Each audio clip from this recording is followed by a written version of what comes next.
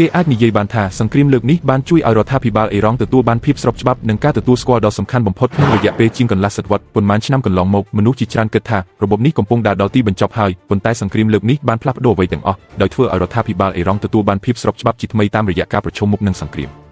បើរាប់តាមប្រវត្តិសាស្ត្រមុននេះមានតែពីរព្រឹត្តិការណ៍ប៉ុណ្ណោះដែលបានពង្រឹងភាពស្របច្បាប់របស់របបអ៊ីរ៉ង់គឺបដិវត្តន៍អ៊ីស្លាមអ៊ីរ៉ង់និងសង្គ្រាមអ៊ីរ៉ង់អ៊ីរ៉ាក់ឥឡូវនេះជ័យជំនះក្នុងសង្គ្រាមលើកទី3នេះធ្វើឲ្យគ្រឹះនៃរបបកាន់តែរឹងមាំប្រសិនបើហ៊ានព្យាករអ៊ីរ៉ង់អាចនឹងដើរទៅរកការធ្វើឲ្យសេដ្ឋកិច្ចមានសភាពធម្មតាវិញក្រោមការដឹកនាំរបស់មេដឹកនាំជំនាន់ក្រោយហើយអាចក្លាយជាមហាអំណាចក្នុងតំបន់មួយយ៉ាងពិតប្រាកដ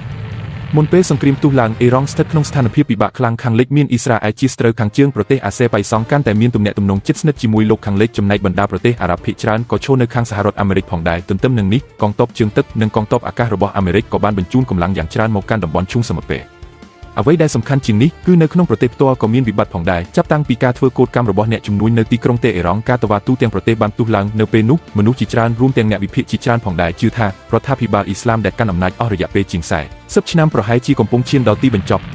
ប៉ុន្តែសង្គ្រាមបានបំលែងអ្វីទាំងអស់អ៊ីរ៉ង់មិនត្រឹមតែមិនដួលរំប៉ុណ្ណោះទេប៉ុន្តែថែមទាំងបានឆ្លើយតបយ៉ាងរឹងមាំដោយធ្វើឲ្យឥទ្ធិពលយោធារបស់សហរដ្ឋអាមេរិកនៅមជ្ឈិមបូព្រាដែលបានកសាងអស់ជាច្រើនទសវត្សររងការប៉ះពាល់យ៉ាងខ្លាំង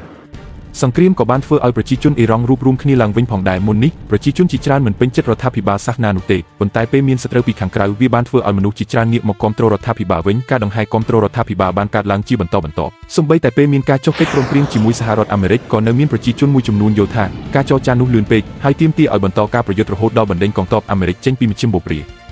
ជាការពិតសង្គ្រាមតែងតែជាការសាកល្បងដ៏ឃោរឃៅចំពោះភាពស្របច្បាប់របស់រដ្ឋាភិបាលបើអាចឆ្លងកាត់វិបត្តិបានដោយជោគជ័យគ្រឹះនៃអំណាចនឹងកាន់តែរឹងមាំជាងមុន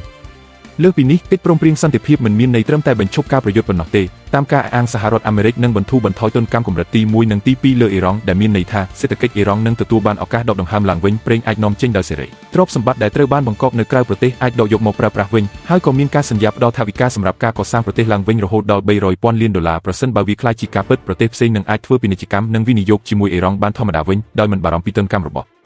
អាមេរិកសម្រាប់អ៊ីរ៉ង់នេះគឺជាឱកាសអភិវឌ្ឍដ៏សំខាន់ប្រទេសនេះមានប្រជាជនជិត90 លាននាក់ហើយក៏យកចិត្តទុកដាក់ខ្លាំងលើវិស័យអប់រំមូលដ្ឋានធនធានមនុស្សមានភាពរឹងមាំប្រសិនបើការបន្ធូរបន្ថយទណ្ឌកម្មអាចអនុវត្តបានជាបន្តបន្ទាប់ហើយការវិនិយោគនិងបច្ចេកវិទ្យាពីបរទេសអាចចូលមកបានដោយរលូននោះអ៊ីរ៉ង់មានមូលដ្ឋានគ្រប់គ្រាន់សម្រាប់ការរីកចម្រើនសេដ្ឋកិច្ច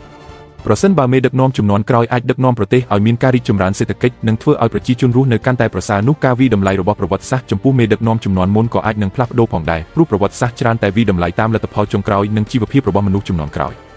បើមើលត្រឡប់ទៅវិញផ្លូវដែលអ៊ីរ៉ង់បានដើរមកមិនមែនងាយស្រួលឡើយបដិវត្តន៍អ៊ីស្លាមបានផ្ដួលរំលំរបបចាស់សង្គ្រាមអ៊ីរ៉ង់អ៊ីរ៉ាក់បានការពារអធិបតេយ្យភាពរបស់ប្រទេសហើយសង្គ្រាមលើកទី3នេះដែលត្រូវប្រឈមមុខជាមួយមហាអំណាចក៏បានពង្រឹងភាពស្របច្បាប់របស់រដ្ឋាភិបាលដោយមិនពឹងផ្អែកតែលើអត្តសញ្ញាណសាសនាទៀតទេប៉ុន្តែពឹងផ្អែកលើសមត្ថភាពក្នុងការការពារប្រទេស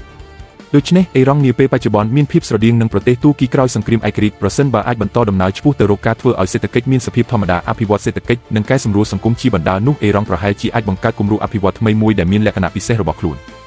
ទោះជាយ៉ាងណានេះគ្រាន់តែជាទស្សនៈក្នុងផ្លូវវិជ្ជមានប៉ុណ្ណោះនៅក្នុងសហរដ្ឋអាមេរិកក៏នៅមានការខ្វែងគំនិតយ៉ាងខ្លាំងចំពោះកិច្ចព្រមព្រៀងនេះហើយអ៊ីស្រាអែលក៏មិនពេញចិត្តដែរតំបន់មជ្ឈិមបូព្រាតែងតែប្រែប្រួលលឿនហើយព្រឹត្តិការណ៍ជាក់ស្ដែងជាញឹកញាប់មិនដូចការរំពឹងទុកទេប៉ុន្តែយ៉ាងហោចណាស់សង្គ្រាមលើកនេះបានជួយឲ្យអ៊ីរ៉ង់ទទួលបានអំណាចចរចាកាន់តែច្រើននិងឱកាសដ៏កម្រសម្រាប់ការអភិវឌ្ឍប្រទេសនៅពេលខាងមុខ